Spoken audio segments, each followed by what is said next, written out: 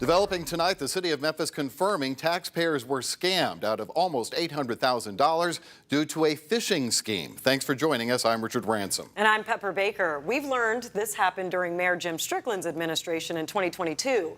ABC 24's Scott Mattis is here now on what we've learned about the scam, how it happened, and what it means for city taxpayers. Good evening, Scott. Good evening, Pepper and Richard. Like you said, this all went down back in 2022, but it's only now coming to light.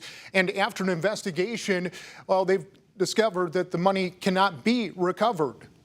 Tonight, a bombshell. The city of Memphis was scammed out of $773,000 by what's commonly known as a phishing scam.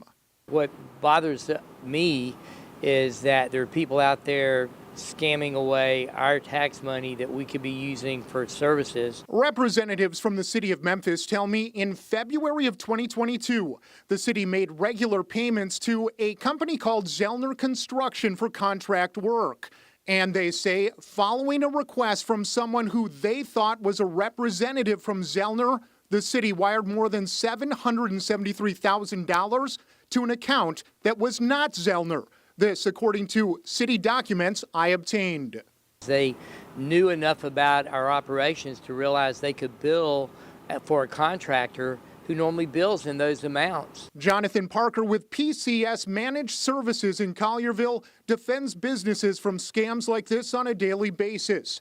He tells me recently there's been an uptick in phishing scams targeting unsuspecting victims, and that he's not surprised about the attack on the city of Memphis. It sounds like somebody from Zellner's construction company either had their email hacked or somebody spoofed that address and used that to send a request to update bank information to the contacted city of Memphis. Parker also adds while he's not surprised at the cyber attack on the city, he says that transaction for nearly $774,000 never should have been transferred.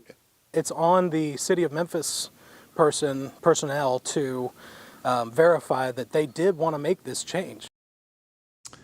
All right, a city representative tells me today that they were outside of that window that they would have had to have been in to actually get that money back before they realized that this was just a major, major mistake, Pepper. Right, and Scott, now this isn't the only financial surprise that Mayor Young's team has taken on since taking office. There were several other things that popped up during the budget process too, right? Yeah, that's exactly right. In fact, in the weeks leading up to the budget approval last month, Mayor Young and the new city council learned last minute that millions of dollars in firefighter pay, also police overtime, even payments on the FedEx forum were due that the new administration absolutely knew nothing about. So far, the Young administration is being careful not to point any fingers, but Pepper, they sure don't want anyone to be pointing the finger at them. And that is a lot to take on. Absolutely. All right, Scott, thank you. You got it. Richard, back to you.